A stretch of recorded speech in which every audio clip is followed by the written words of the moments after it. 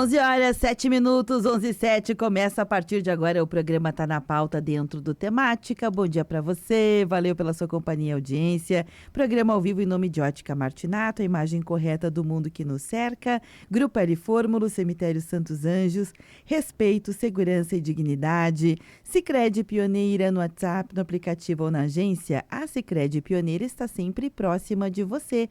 Conte com o Sicredi no canal em que você desejar. Unimed Serra Gaúcha, cuidado, inovação e futuro. Postos Rodeio, 50 anos no mercado, definem nossa competência. Financiamento garantido para a sua empresa, a RS Garante. Garante. Já estamos ao vivo pelo rádio, 560M, 79.9 no FM. Já estamos ao vivo na Alexa, né? Só chamar Alexa, toca a tua rádio São Francisco, pronto, ela vai lá e busca para você o melhor canal. Estamos ao vivo pelo site, na aba ao vivo, em tuaradio.com.br. Em live no Facebook, facebook.com/rede Tua Rádio. Tá muito alto, Ronaldo? Um pouquinho alto. Percebi. Enquanto o Ronaldo vai dando bom dia, deixa eu diminuir o som do fone dele aqui. Bom dia, Ronaldo. Bom dia aos ouvintes da Rádio São Francisco. É sempre uma alegria estar aqui na segunda-feira. Agora tá perfeito, viu, Beverly? Pronto. Muito bom dia. É que eu já sei até quem usou a última vez. Aí eu sei que fica alto. Agora tá bom. Que bom, Ronaldo. Seja bem-vindo. Muito obrigado, que é sempre bom começar a semana contigo. Ronaldo Velho Bueno, ele que é jornalista, né, de formação, atua hoje em assessoria de imprensa, né, na Sublinha. Ele tem um perfil, acho que dá para dizer assim, um perfil, né, uma conta Isso no aí. Instagram, no qual ele também tem um outro empreendimento dele, no qual ele ensina as pessoas a questão de estudar, né, acadêmica, o caminho da roça para quem é acadêmico. Pronto. Isso aí.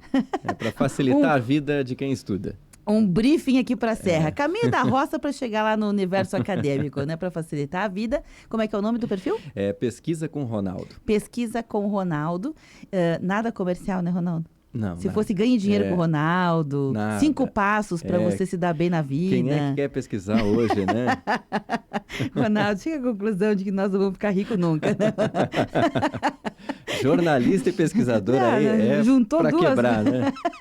Vamos começar rindo, porque rindo a gente fica mais leve, né?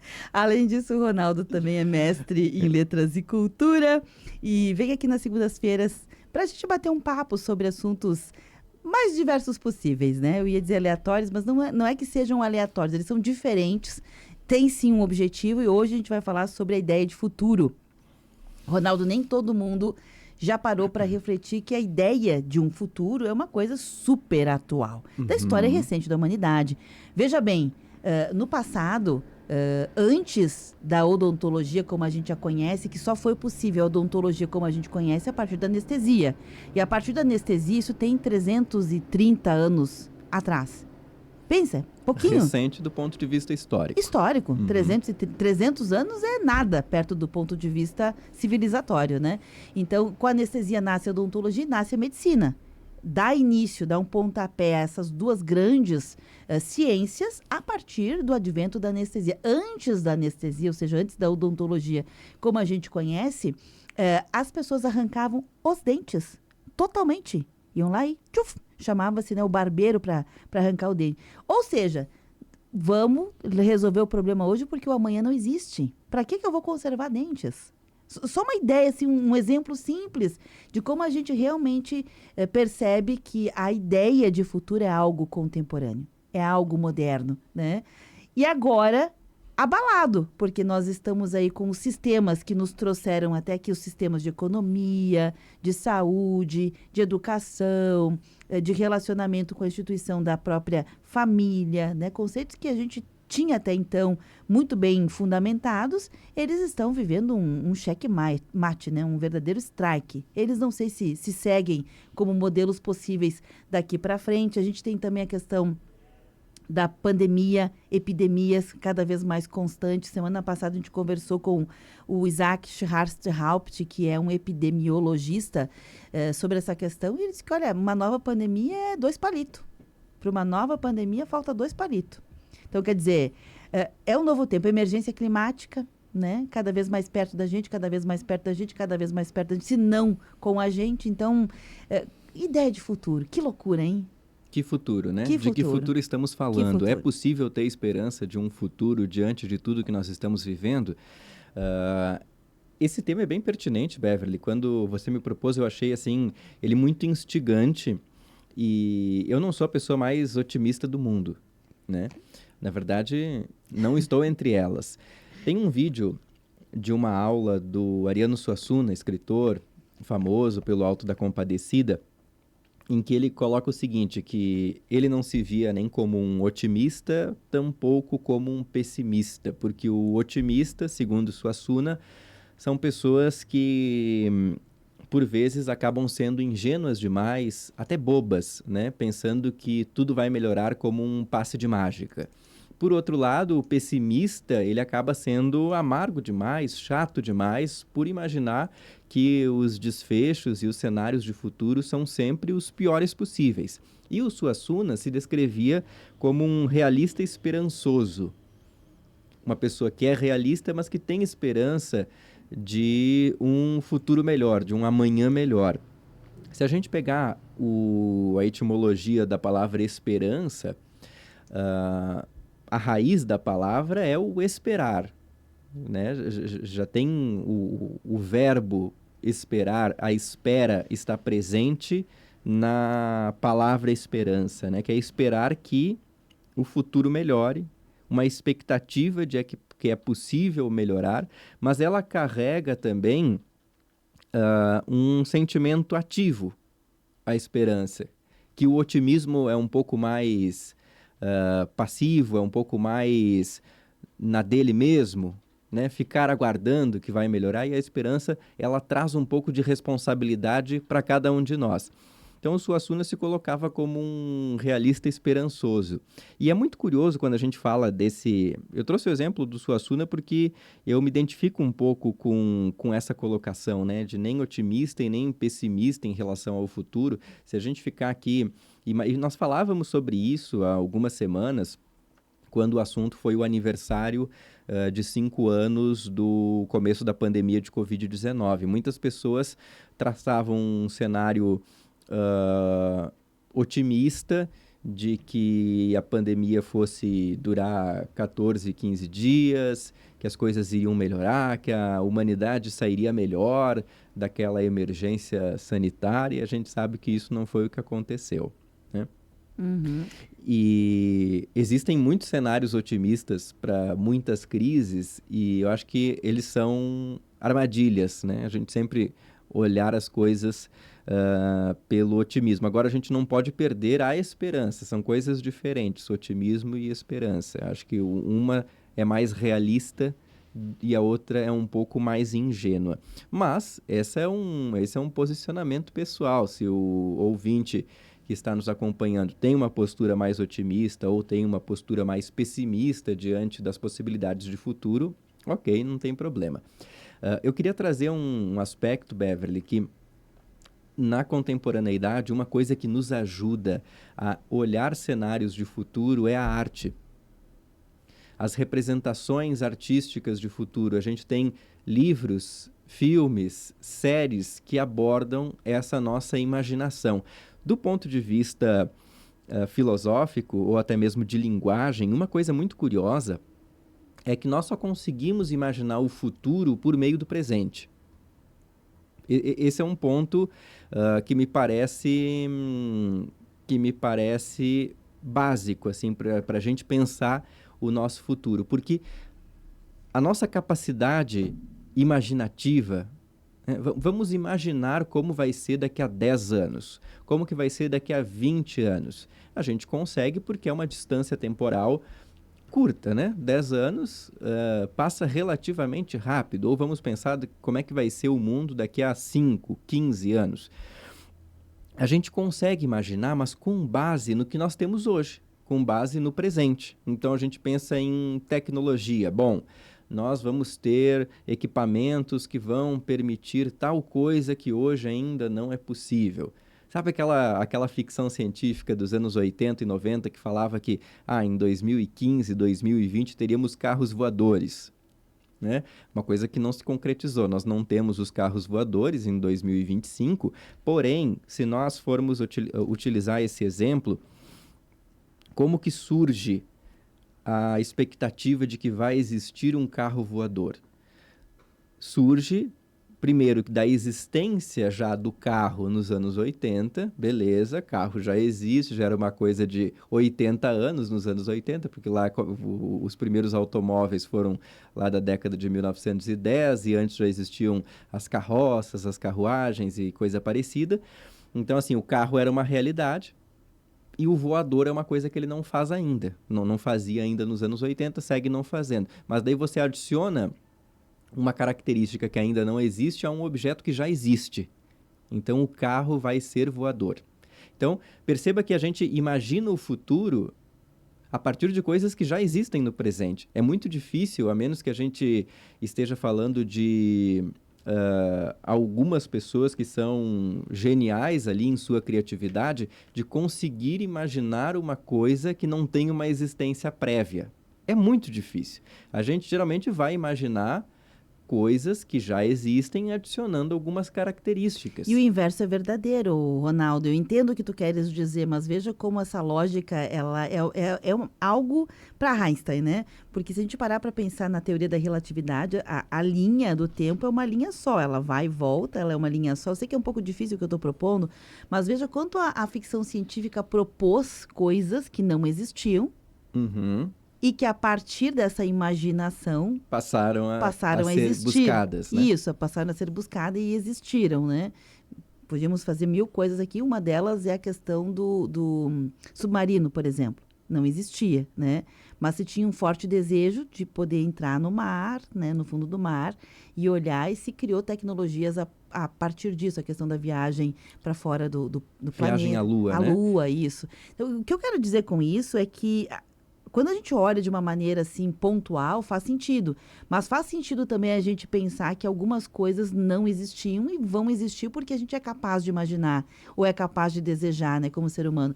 Coisas que, por exemplo, existem agora e que a gente não sabe se vai existir no futuro. A aposentadoria. Exatamente. Quantas pessoas a gente conhece que dizem o seguinte: eu não sei se eu vou me aposentar.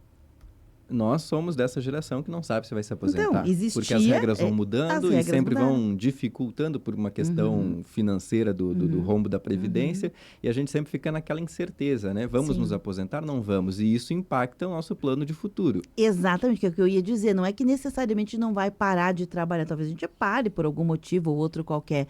Mas existia na ideia de futuro que a gente iria, em algum momento, parar de trabalhar e viver de um fundo, né? Que, na verdade, a aposentadoria a gente paga como se fosse um fundo, né? Para que lá no final, numa X etapa da vida, a gente pudesse receber sem precisar necessariamente produzir, né? Não é não trabalhar, não é produzir monetariamente. Só que hoje a gente não sabe o que vai ser disso. E muitas pessoas que estão aposentadas, Ronaldo, estão em crise. Mesmo já estando aposentado, o que eu faço da vida? Veja, nossa ideia de um futuro para pós-período produtivo entrou em colapso. Todas as certezas entraram em colapso nisso que se convencionou chamar de pós-modernidade, que é o tempo em que nós estaríamos vivendo, assim, dos anos 50 em diante, né? Esse período histórico. Os autores, eles divergem um pouquinho no período, né? Mas, enfim, em qual vamos momento convencionar que seria mais ou menos isso, né? Vamos considerar que seja os últimos 50, 70 anos. Eu sou um crítico do período, inclusive, da pós-modernidade, mas isso é assunto para uma outra conversa. Mas as certezas, de modo geral, elas entraram em colapso e o que nós tínhamos convencionado antes como os modelos de vida também. Agora, eu queria voltar a um tópico, Beverly, sobre as nossas leituras de futuro. Elas oscilam, elas são uma montanha-russa de acordo com o momento presente. E isso que você mencionou sobre qual o papel da imaginação de futuro na realização de futuro, também é aquele velho dilema do ovo ou da galinha, né, de quem veio antes. Se nós imaginarmos a viagem à Lua, né, o foguete que vai nos levar para fora do planeta até um corpo celeste, a viagem à Lua ela vai se concretizar em 1969, a primeira viagem tripulada à Lua. Mas isso acontece no cinema em 1904, naquele filme Viagem à Lua. Me esqueci o nome do Méliès, né? do Eu Georges não Méliès, lembro, não lembro. que era um cineasta francês, um daqueles precursores do cinema, em que nós temos aquela imagem famosa, provavelmente você já deve ter visto em algum lugar, da lua com um rosto, Um né, queijinho com suíço. parece um queijo suíço, Uhum. né, com olhos, boca, nariz, e o foguete crava na lua, né, como se fosse uma faca cravando no queijo ali. E o foguete, ele é lançado com um canhão. A pessoa entra num compartimento de metal, é colocado num canhão, o foguete é virado para cima, virado para a Lua e é disparado, como uma bola de canhão. Vamos colocar essa imagem. O foguete pousa na Lua ou atinge a Lua e o astronauta, vamos colocar assim, o astronauta sai na Lua, né? Mas com aquela roupa estilo 1904, né? Nós estamos falando de um filme, então, do início do século XX, a pessoa sai lá com o seu traje ao estilo Cartola, Bengala, na Lua, né? Então, repare que não tinha ainda uma possibilidade de realização imediata daquilo. A gente está falando de um momento em que não existia. O filme é de 1904. O avião é inventado em 1906. Então, nós estamos falando antes do avião, um filme que fala de uma viagem para a Lua, que vai ser realizada 65 anos depois daquele filme. Mas nós estamos falando de visão de futuro, de 65 anos depois. Hoje, para nós, é o nosso passado, mas naquela época era o futuro. E brincar com o tempo e fazer essas reflexões em relação ao passado e ao futuro são sempre instigantes. Tem um momento em que há um otimismo em relação às tecnologias, ao desenvolvimento de robôs, de inteligência artificial. Em 1927, há um filme que também marcou época como parte do movimento futurista. O movimento futurista ele tem basicamente início na Itália, mas esse filme ele é alemão, que é o Metrópolis, um filme de 27 do Fritz Lang, que mostra uma metrópole, né, como o próprio nome do filme indica, do futuro. Então tem aquela imagem, a partir do que os efeitos visuais da época permitiam, de arranha-céus, de carros voadores, de trens suspensos, uma visão de futuro que se tinha na época. 1927 é antes da crise da Bolsa de Valores de Nova York, de 29. Então, é antes da Grande Depressão. Era um momento em que havia passado a Primeira Guerra Mundial, já. A Primeira Guerra Mundial finaliza em 1918 e se tem uma ilusão de uma nova ordem de paz global. Então, naquele momento, surge o movimento artístico dos futuristas, que tinham essa visão um tanto otimista em relação ao futuro. O desenvolvimento tecnológico vai nos propiciar aquela cidade futurista, o arranha-céu, o desenvolvimento das cidades, para além daquilo que a gente imagina hoje, uma visão otimista de futuro, que em questão de 2, 3 anos, ela muda radicalmente. Há a Grande Depressão, há uma crise econômica sem precedentes, o mundo novamente é jogado para o militarismo e para uma guerra de proporções globais em 1939, uma guerra que vai durar até 1945, e as obras artísticas desse período já falam de um futuro ruim, de um futuro obscuro. Se a gente pegar um dos principais poemas do Carlos Drummond de Andrade, se chama Congresso Internacional do Medo. Eu não recordo de cabeça, mas porque eu sou péssimo para decorar poema ou para conseguir recitar coisa e tal, mas no primeiro verso ele fala algo no sentido de não cantaremos mais o amor. Esse poema é de 1940, no segundo ano da Segunda Guerra Mundial. Então ali o clima global era de pessimismo naquele momento. E a gente está falando depois daquele otimismo lá do Metrópolis, do Fritz Lang. Nós estamos já falando de uma obra artística que fala de um futuro de maneira pessimista. Em 1948, aí já 3 anos após o término da Segunda Guerra, a Europa está destruída e ainda em reconstrução, e passou por aquele momento do autoritarismo hitlerista, né, o autoritarismo nazista ali no período da Segunda Guerra, vem o George Orwell e lança o 1984, que também tem uma visão de mundo de distopia, um mundo distópico. E qual que é o contexto do 1984, né? Aquela história do Big Brother, do grande irmão, que vai vigiar tudo que está acontecendo. Então, o mundo havia recém passado pelo autoritarismo nazista, mas também ainda estava sob, boa parte da Europa, sob o autoritarismo soviético. Então, é nesse contexto em que se imagina esse futuro distópico. Tem também aquela obra, o Fahrenheit 451, não? Acho que É 451, eu não lembro agora o Acho que é título, assim. mas que também fala de um futuro em que os livros são perseguidos. Fahrenheit 451, né? Em que Ray Bradbury, eu acho, né? Um autor norte-americano, em que fala de um futuro em que é proibido ler livros. Os livros são sequestrados e incendiados. Então, nós temos já aquelas visões pessimistas de futuro.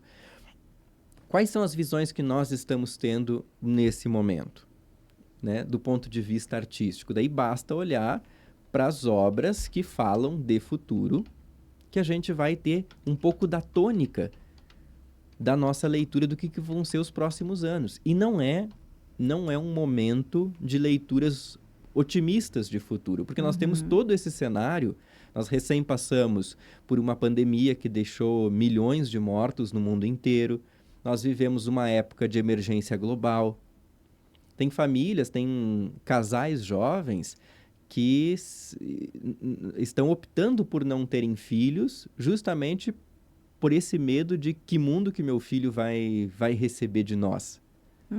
Perfeito.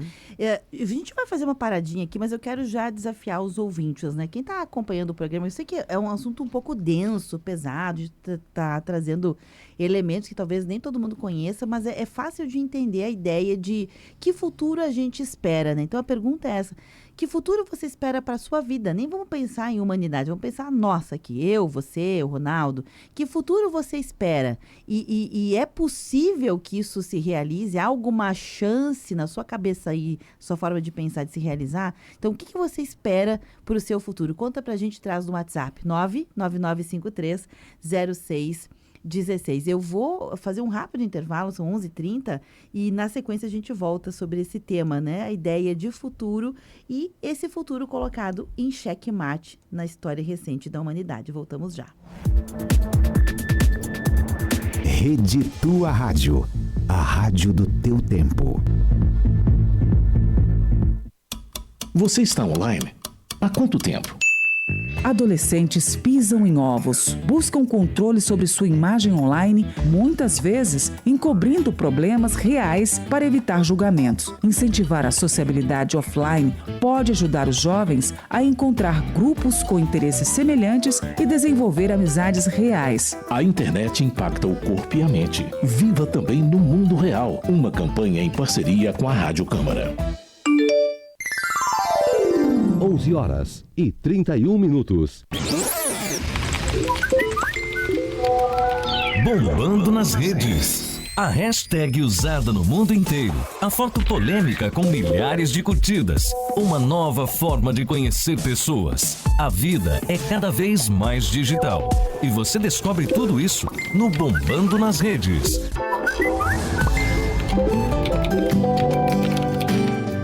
Tua Rádio.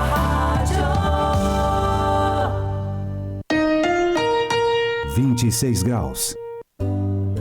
O governo do estado anunciou nova medida para apoiar empreendedores e auxiliar na retomada dos negócios. O Refaz Reconstrução vai permitir a regularização de empresas que devem ICMS. O programa prevê redução de até 95% em juros e multas. Saiba mais sobre essa condição especial em fazenda.rs.gov.br. Plano Rio Grande. O plano é um só. Tornar nosso estado ainda mais forte. Governo do Rio Grande do Sul.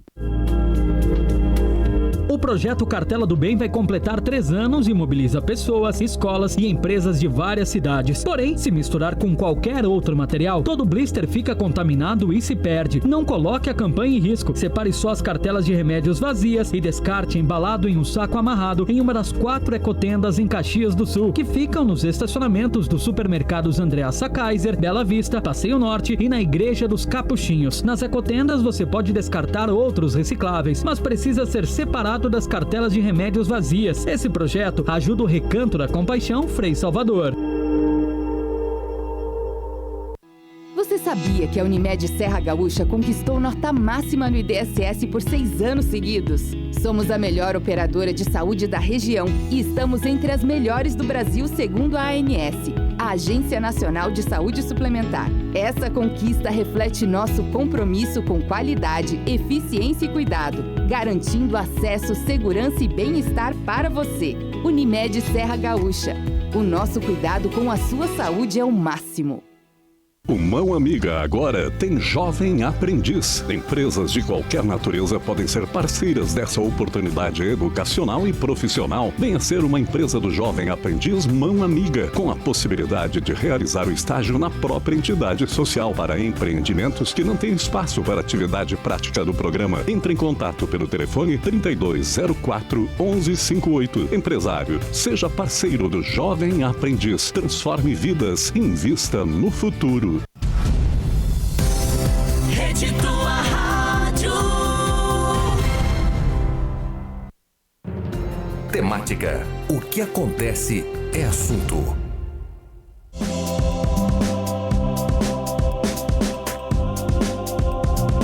11h34. Bom dia para você. Hoje é segunda-feira no Papo de Segunda, aqui no Tá na Pauta. Estamos eu, Beverly Rocha, Ronaldo Velho Bueno, batendo aquele papo sobre a ideia de futuro, né? A ideia de futuro inaugura a humanidade como a gente conhece hoje, né? Porque no passado, vamos lá para a era medieval. Na era medieval, todo mundo lembra, já deu uma passeadinha nela, seja na escola, seja por algum trabalho ou seja pelas séries, né? Vai lá nos Vikings, por exemplo. Que ideia de futuro tinha aquelas pessoas? Viver 40, 50 anos? Não, esquece, né? Ninguém vivia tanto tempo assim.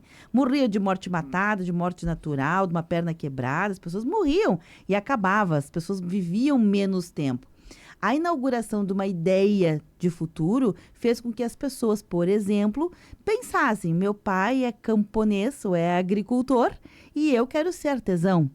Sei lá, minha mãe trabalhava lá no feudo, na casa grande, e eu quero trabalhar, sei lá, vendendo alguma coisa. A gente foi mudando. A ideia de futuro nos permitiu sermos pessoas diferentes daquilo que estava, entre aspas, previsto para nós. Hoje nós cuidamos dos nossos dentes, por exemplo, porque sabemos que vamos precisar dele mais tempo. E junto com isso veio a longevidade. Hoje já sabemos que, em média, as pessoas vão viver tranquilamente até 90, 100 anos. Pessoas já estão vivendo tranquilamente a 90, 100 anos. Já está ficando mais comum isso. Isso era uma coisa raríssima, embora a expectativa média da população brasileira de vida ainda seja 70, 75 anos, já conhecemos pessoas. Na contrapartida, a ideia de um futuro agora foi colocada em xeque-mate mais uma vez, com pandemia, epidemia, modelos econômicos que não atendem mais às necessidades das pessoas. Ou seja, um exemplo claro disso é a aposentadoria. A gente não sabe se vai se aposentar e, ao não saber se vai aposentar, mudou o nosso jeito de levar a vida, né? Veja que loucura, estamos vivendo juntos, né? Pessoas que ainda têm esse pensamento com a ideia de futuro e outras contemporâneas, todo mundo vivendo junto, já dizendo: o futuro não existe. Viva o hoje, porque viva como se não houvesse amanhã. Viva como se estivesse na Idade Média novamente. Não é?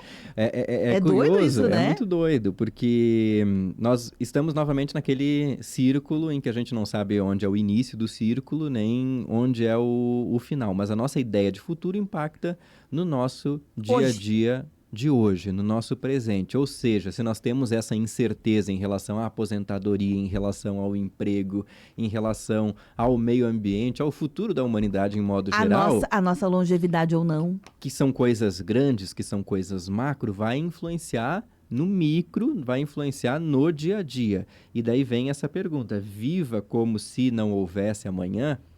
Né? Não deixa de ser porque no parecido... passado a gente vivia para o amanhã. Isso é importante dizer. No passado recente, né? Isso. Muitas pessoas não viviam hoje. Elas viviam para o amanhã. Eu vou comer hoje menos para depois usufruir o lazer. Eu vou trabalhar... Vou fazer uma poupança para quando eu me aposentar, aproveitar a vida com tranquilidade, por exemplo. Né? Não vou gastar agora para ter para gastar no futuro. Mas que futuro é esse, né? Se nós estamos num tempo de emergência. E os sinais estão... e essa incerteza de futuro, e os sinais estão aí batendo na nossa porta, é assunto de ansiedade generalizada na sociedade contemporânea. Nós vivemos no ano passado uma emergência climática no nosso quintal de casa, né, no Rio Grande do Sul. Vai completar já o aniversário, maio aí. Um ano agora, no final de abril, início de maio. Uma tragédia climática sem precedentes na história do Rio Grande do Sul. E isso não impacta o nosso próprio entendimento de futuro. Muitas pessoas deixaram as suas cidades, se foram cidades atingidas pelas águas, e vieram para outras cidades, como, por exemplo, aqui a região de Caxias, que foi menos atingida.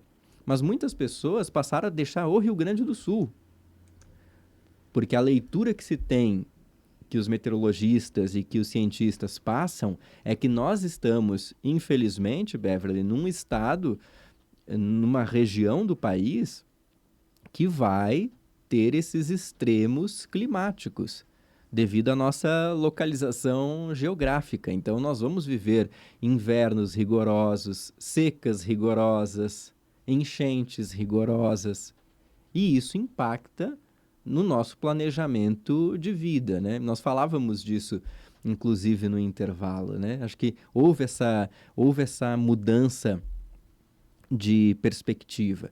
E também, nesse sentido, eu gostaria de ouvir os ouvintes, né? De ouvir o que o público tem dito, ou se já está dizendo alguma coisa, em relação a como se preparar para o futuro diante dessas incertezas. Porque nós estamos em um tempo de incertezas, de um modo geral.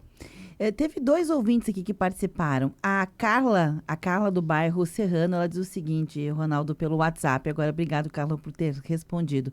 Ali no intervalo, ela disse o seguinte, olha, eu não penso muito em futuro. Eu acho que já está louco de bom, só viver o hoje, né? Quem sabe pensar o próximo mês. Ela deixou de fazer muitos planos para o futuro porque não se sabe, as coisas estão muito incertas, a questão financeira, a questão dos relacionamentos, a questão da possibilidade, né, que a gente tem para fazer as coisas ficou muito, muito restrita. Ela não faz mais planos porque isso gera doença, a ansiedade e adoecimento, diz a Carla aqui.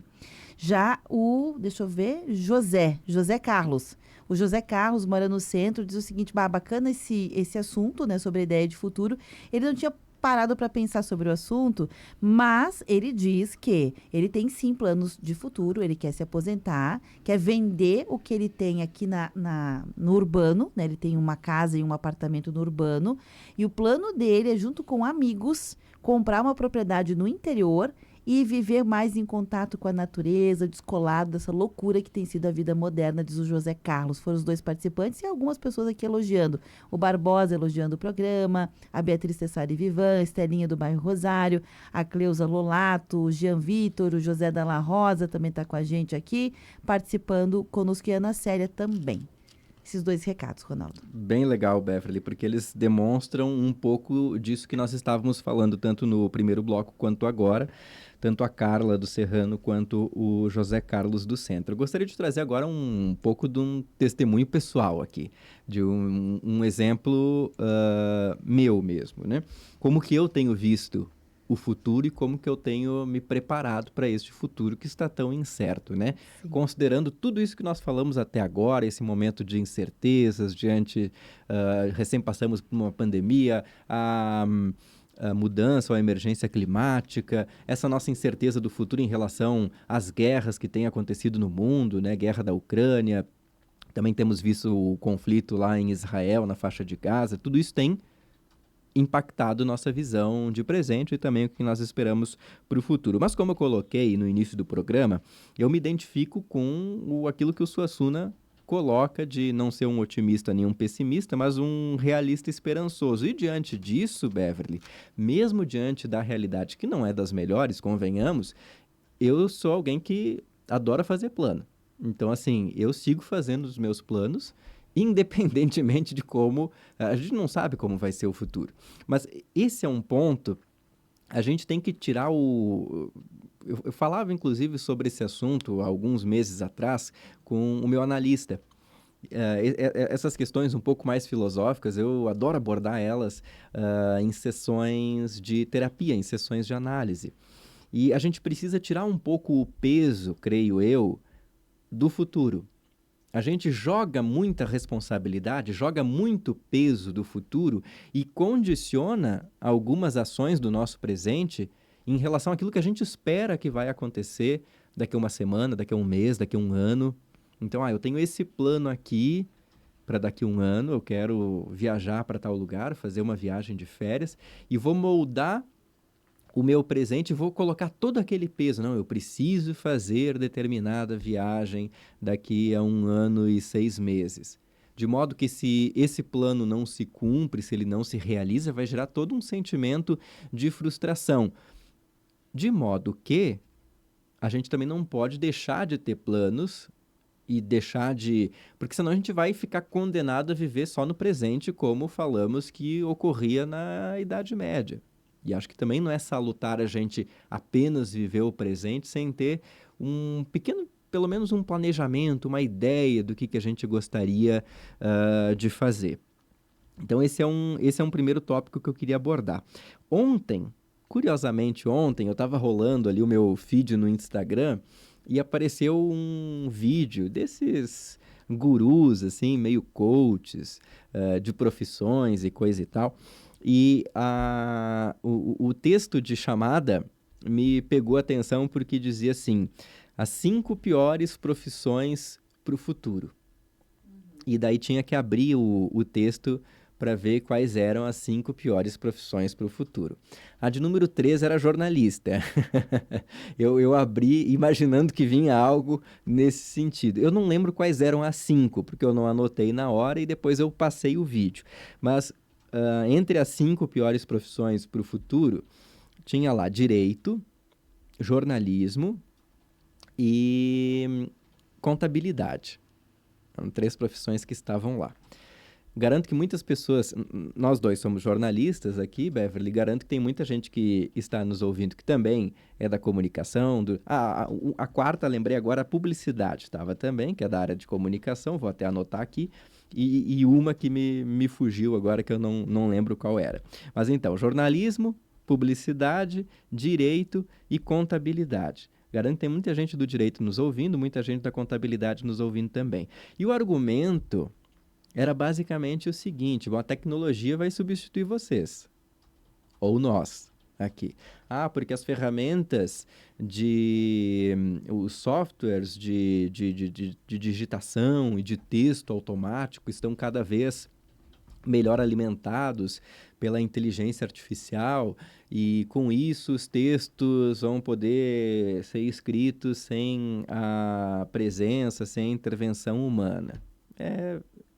É um fato em partes, né? Não é uma verdade absoluta essa argumentação, porque aquilo que nós já falamos dezenas de vezes, a sensibilidade humana e o olhar humano diante de um texto, diante de um fato, jamais vai poder ser substituído por um software de escrita automática.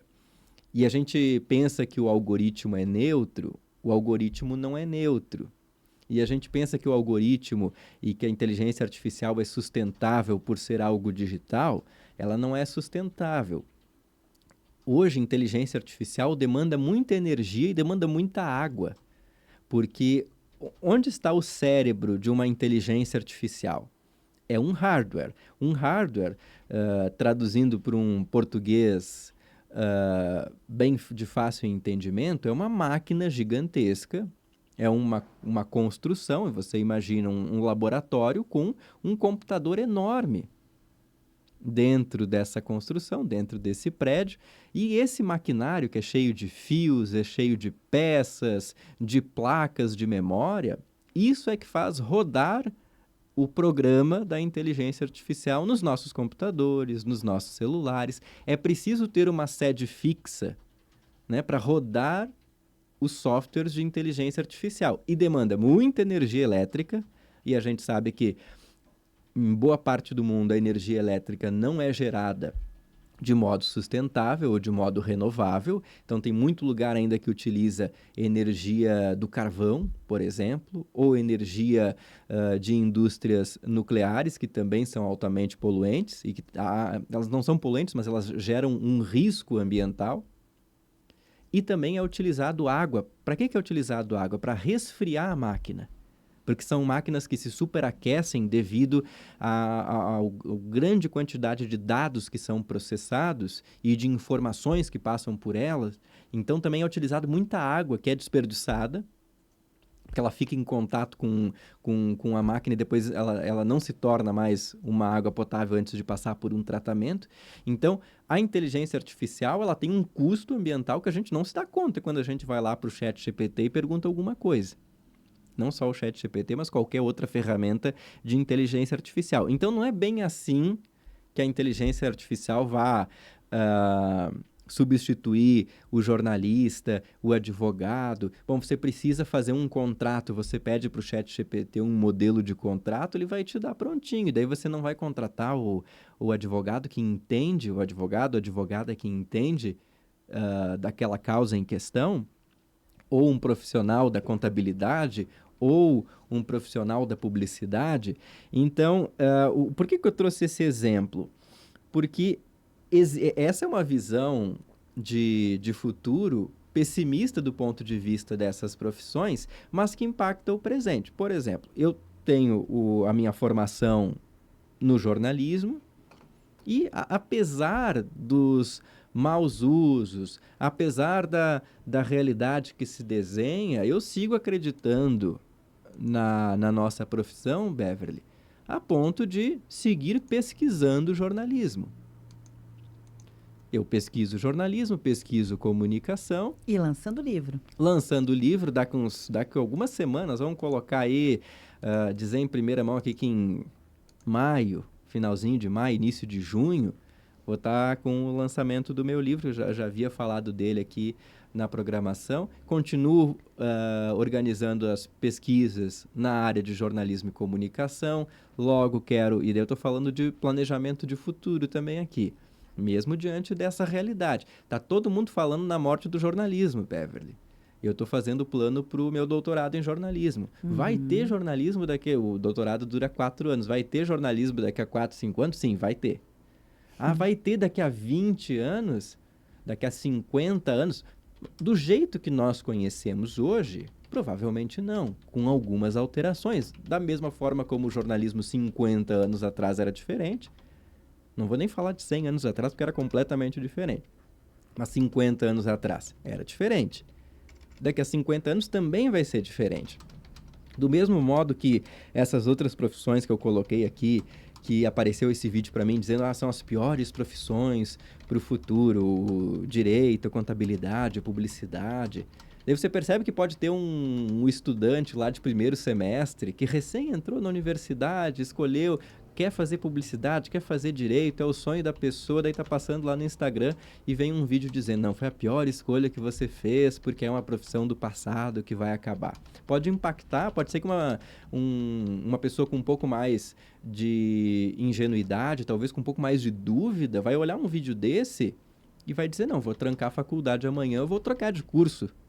Vou fazer uma dessas profissões que, se você coloca no Google, melhores profissões para o futuro, também vai estar lá uma lista, que não necessariamente vai corresponder com aquilo que você quer fazer da vida. Então, a gente também tem que ter cuidado, cautela, ao que esses gurus dizem por aí, porque tem muita coisa com conteúdo ruim na internet e que pode induzir a escolhas erradas. Escolhas para o futuro. Então, ontem, quando eu vi essa lista e esse vídeo passou para mim, E é engraçado, porque é aqueles conteúdos bem toscos que aparecem ali no nosso Instagram. Quando você está olhando, você já deve ter visto dezenas de conteúdos semelhantes, né? Mas me chamou a atenção justamente pela possibilidade de impacto que um conteúdo desse pode causar num estudante que está começando a faculdade agora, ou num profissional recém-formado. Acabei agora a faculdade de contabilidade e vejo que a minha profissão talvez seja uma das piores escolhas para o futuro. Olha o tipo de ansiedade que pode gerar na pessoa um conteúdo desse. Daí, quem fez esse conteúdo? Será que teve a responsabilidade necessária para fazer?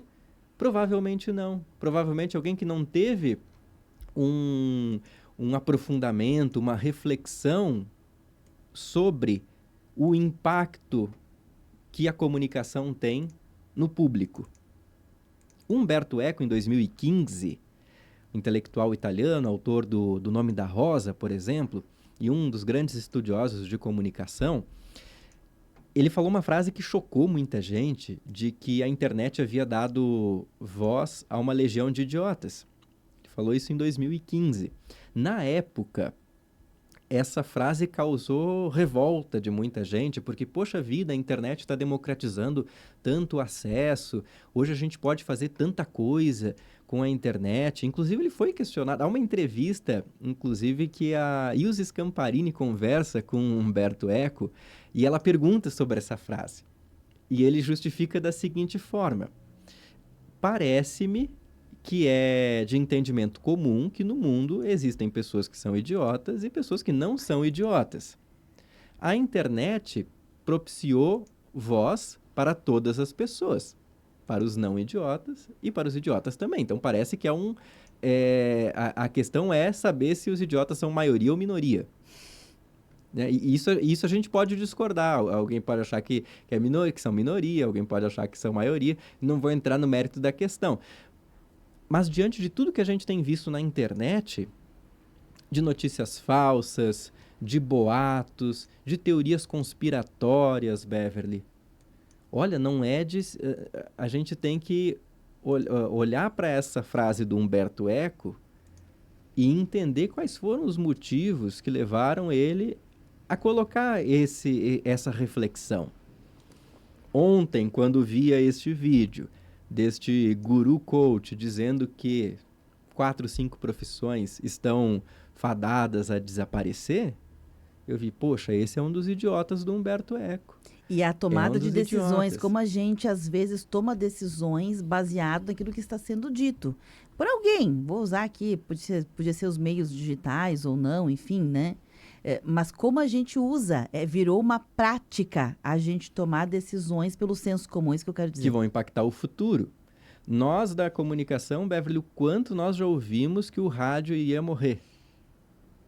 Muitas vezes. Desde a faculdade. Desde a faculdade. Desde a faculdade. E a tua faculdade foi antes da minha, você já ouvia. Em 2000 me formei, imagina. E eu me formei em 2017.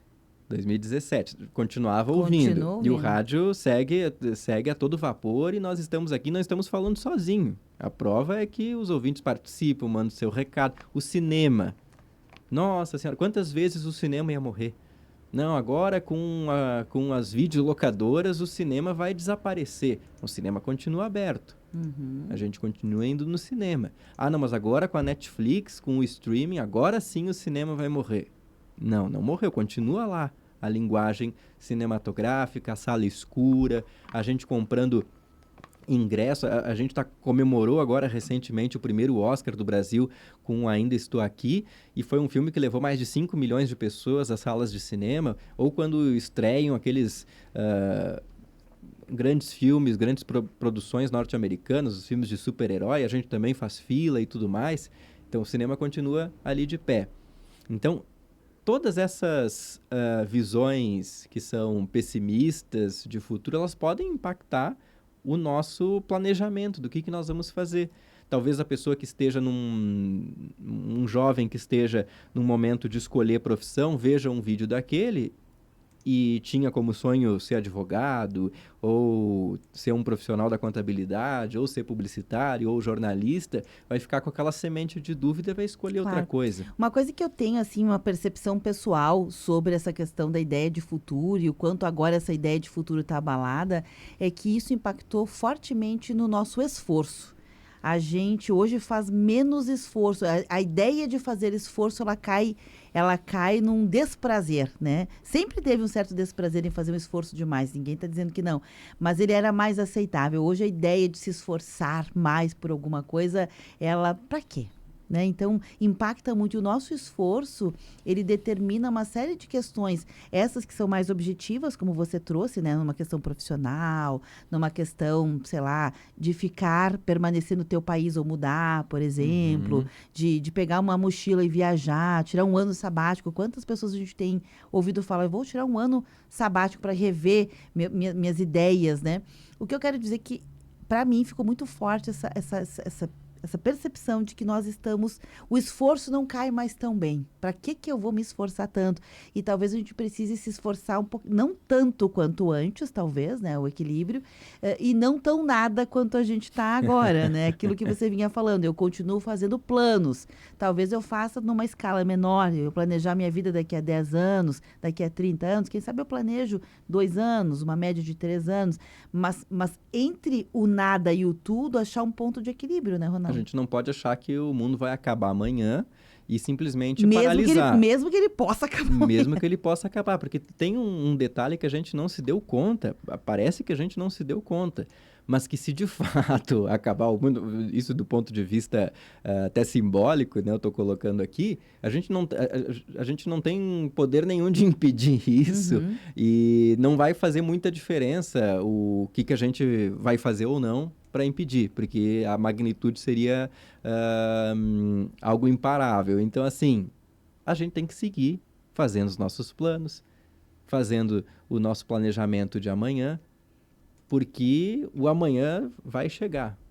E se a gente paralisar, vai ser muito pior. Totalmente, totalmente.